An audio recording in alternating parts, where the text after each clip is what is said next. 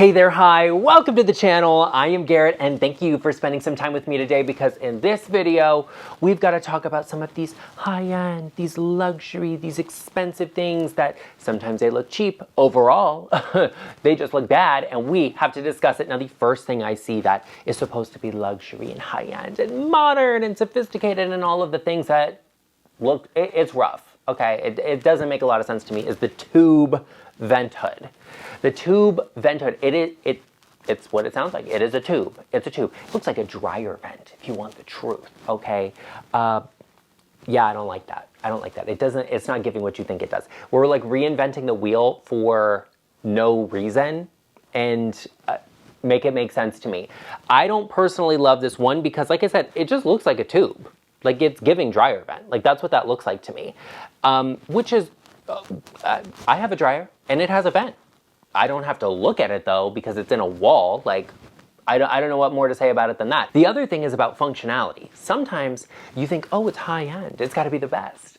How is this suctioning all of the stuff from the cooking out of the kitchen? Maybe you're not cooking. Maybe it's just there for the aesthetic. I love that for you. What is the point of it though? Like, you see what I mean? Like with a normal vent hood, even like a European style vent hood where it's got like a big slant to it, the steam, the grease, all of the smoke, everything from what you're cooking, although if you're cooking and it's smoking, that's like a red flag, but that's beside the point, is going to go up and then it gets captured by the large square surface, okay, or, you know, the angled surface that steam, smoke, whatever, hits it and rolls upwards and gets suctioned in. It doesn't happen with this. This is just, we're just taking all of the air out, I guess, through this little vent. You all know when it comes to my design aesthetic and what I like, I want to see a big, oversized, beautiful vent hood. You know, I love that. Even in a small kitchen, give me a great vent hood. That's a real statement moment in a kitchen. But does it have to be something that is like completely out there and just different and all of this?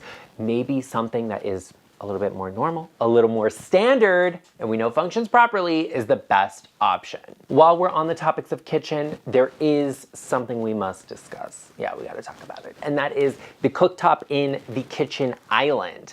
Now, you know, look-wise, like it's like neither here nor there, right? Like it's a cooktop. Like, oh, if it's against the wall, it still looks like a cooktop, right? My problem with this is the functionality of it and then the concept of it. We'll say that. Now the functionality of it, it still functions as a cooktop, right? But I see it and I just know. Now I am sure you, the viewer, has plenty of adults in your life who act a little bit more like children. Not to mention the fact that you could potentially have kids sitting around an island where there's a cooktop in the middle of it. And I just know that the kids are gonna go for it. They're gonna be reaching. I just see it. I see it and it's a problem for me. It seems dangerous and I don't like that. And I know everybody in the comments are gonna be like, not my kids, your kids, absolutely. But that's beside the point. The other thing about it is you're going to have splatters, you're gonna have some grease and all of this stuff that kind of goes outside of it. That's the whole point of a cooktop being against a wall and having a backsplash so that it gets somewhere that we can clean it, as where if you don't have that, it's just going all over the countertop and I don't love that. Also, I don't love the fact that we have to have a vent hood kind of in the middle of everything. It's just like in the ceiling, in the middle of the room, over the cooktop. Well, now we're closing in a space that could have been much more open. And that's a problem design-wise and aesthetically for me because we want spaces to feel a little bit larger, more airy than they are. Now, the other thing I have an issue with is the vibe it is giving a hibachi. And we love that. Okay, love, slay. But I want that experience when I go out. So I'm gonna go to the hibachi restaurant. I'm not gonna do it at home. Okay, like I'm not flipping stuff over here and doing all of the shows and putting all of this on at my house. It's not giving the same thing you think it's giving. It wants to, but it's not. And I see that for you and I respect that, but you need to know it's just not. Now, here's the thing. It was a trend. A lot of people did it. A lot of houses have this and there's nothing wrong with that. If you do have it, you just have to be a little more careful about some of these issues we have discussed. So think about that. And then if you are looking at a new home, a new build, you're designing or whatever, don't do this, okay? It can be a time, it can have its moment, and it's great where it is. We can stop it now, and we don't have to continue on with this because it's one of those things that's designed for the sake of it and doesn't always make sense. Now, if you need to make sense of your space, or you need to know if you're doing something that is just designed for the sake of it and you don't want to be that person, you may need some feedback from an interior designer. Like me, I've got you covered. You can always head to the link in the description box down below or go to intro.co/GarrettLeChic to book a one-on-one virtual call with me. You can show me around your home. I can answer some of your questions and we can get your home looking stunning and LeChic approved. Be sure you head to the link in the description box and I will see you over there. Another luxury, expensive, high-end design element that I see more than I think I should see, and it doesn't look that great or as good as you think it does, is a planter or a living wall in your house. I'm not talking about the plant parents out there who just, they have their plants and the plant pots and all of the things. I'm talking about when you do like a built-in trough style planter and you have a living wall of greenery. It's giving restaurant. It's giving restaurant. It's giving like a mid-grade restaurant. Okay, like that's the energy I have. It's like, oh, a modern take on something and it's like infusion, whatever. It's giving that. And that's fine at the restaurant, like a little mom and pop restaurant. Okay, slay, love it. You tried, you put the effort in, and I'm here for it. But in my house, I don't need it to feel like an okay restaurant. I need it to feel like a home, like it's comfortable and warm and cozy and all of the things. So I just don't get that understanding. Like it's just not maybe my thing, because there's so many other materials you could use in place of this, because it always kind of looks fake. And a lot of the ones I'm showing you, all of the plants are fake, because like, what do you mean in your dark little apartment you're putting in a living plant wall? Where's the light coming? How are the plants thriving? Right? You see what I mean? It does not have to be done if it's not real and you're not really that person. Like I get, the Bali vibe and that aesthetic and all of the things, like, yes, okay, slay when we're in Bali. But I mean, we're probably not there. Maybe you're there. Love that for you. Hey, like I have international presence. Love that for me too. But in your home, it doesn't have to look like it if it's not that thing, if it's not authentic, if it's not, kind of real. And there are certain design aspects that we should save for commercial design and spaces. And that's an experience you can have when you're there. You don't always have to have it in your house because it's not always accessible in a residential space to do it in the same level or quality as we can in commercial. Another high-end luxury design feature aspect we see in beautiful, not stately, but large homes that can be beautiful is open concept. Now, there's not inherently anything wrong with open concept, okay? Like, I have my opinions on it and that's fine, but in a small space, like open concept is great. I'm not gonna tell you to add walls in. And in a large, big, cavernous type space, you may not be able to do that anyway. So it just might not be the answer for you. But here's the problem with open concept. And people think it's great, it's luxurious, and it's beautiful and everything, and it can be, but it's hard to decorate. It's not easy. It is actually much harder to decorate open concept than it is modified or closed concept. When you are decorating open concept, in order for your house to make sense and not feel like we are just like floating into the ether, you have to add some sort of grounding element into the space. What does that even mean though? Right now, design trends are pushing us towards these light, bright finishes and aspects in the space, materials and all of those things. White oak, white walls, linen furniture, all of those things feel very light. And if we don't have something dark enough to ground the space, it will just feel like we are floating. It's like an all white box that's bright and light, very ethereal, like I'm being ascended to heaven, which slay, but like I don't need to feel like I'm floating in my living room. So adding in something that has a little bit of dimension to it is a really good way to establish areas or spaces within that open concept space. What does that all mean? A dark rug on a light floor. A sofa that has a little bit of dimension to the color to it, not just all white, having a darker coffee table. You don't have to do all of these things, but a mix of them in different spaces is a good way to create that grounding element. In the dining space, I would do a darker wood table with lighter chairs if you want that look. Great, beautiful. Let's keep a thread of continuity between some of the materials we use, and window treatments and light fixtures use a similar style or detail or the same material or finish, not necessarily using a matching set everywhere.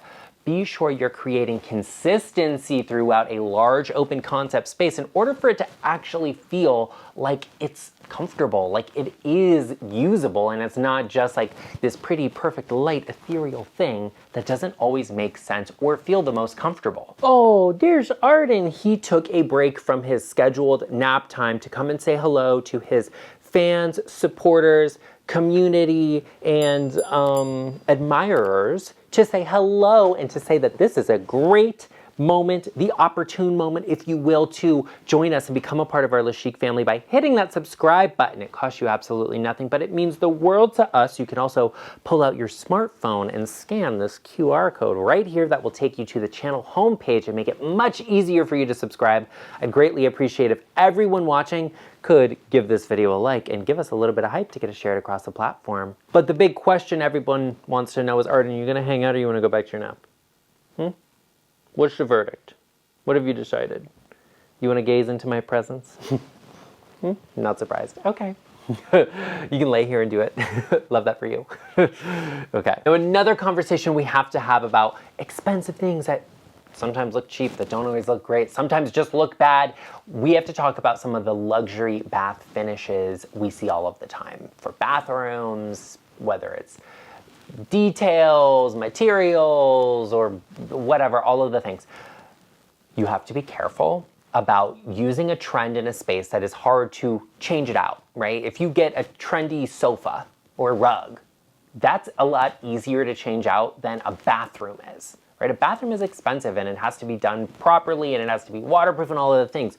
So when it comes to those spaces, you want to be careful you're not using trends and you're not looking for things that are purely just there to be luxurious, because at some point, it may not always read that way. And what do I mean by that? I mean some of the trends we've seen of like the vessel sink. It was the new thing, it was a modern thing and great and all of these things, and now it looks very mid-2000s because it was a trend that was luxury and it looked like a hotel bathroom, like a spa bathroom. Yeah, it looks like a hotel bathroom, and the hotel has now renovated the bathrooms so that they look like normal bathrooms today because that's what's in, but you still have the old bathroom because you spent a premium to get it there, and I respect that, but that's the problem with a trend. And so that's just one example of using a luxury bath finish or material that just doesn't look like it, or like faux marble. Real marble is not for everybody, and I respect that completely. And I would rather you use real marble as an accent in a low maintenance area in a bathroom rather than do the whole bathroom in it, or instead of doing the whole bathroom in a fake marble that kind of looks a little bit fake.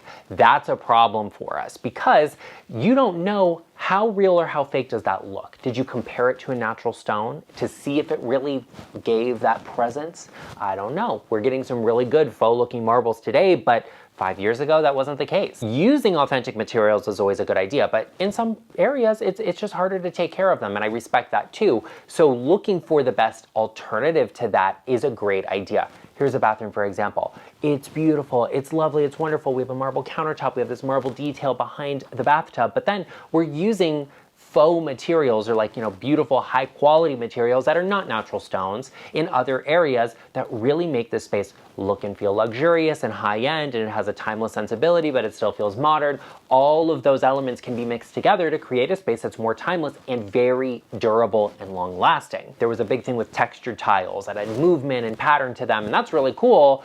You know, and if I went to a hotel that had that, I'd be like, great, lovely, wonderful. It takes like a full-time housekeeping staff to take care of that. And guess who has that? The hotel I saw it at, not me. You have to be discerning in what is going to be timeless, what is going to be the style you want, what gives the message you feel you want in that space, what inspires you in it, and then say, okay, how do we do this that is going to look best long term? Speaking of something that I personally think is trendy and already looks a little dated, but I still see people doing, and you need to hear about it, is a glass railing. I don't like a glass railing. I've said this before, I'll say it again. I don't care for a glass railing. It looks good, okay? Like, it can be beautiful, it looks great, but what's with the upkeep and the maintenance of it and, you know, all of the things. A glass railing just seems like so much work to me. And also just the pure functionality of it, I don't like.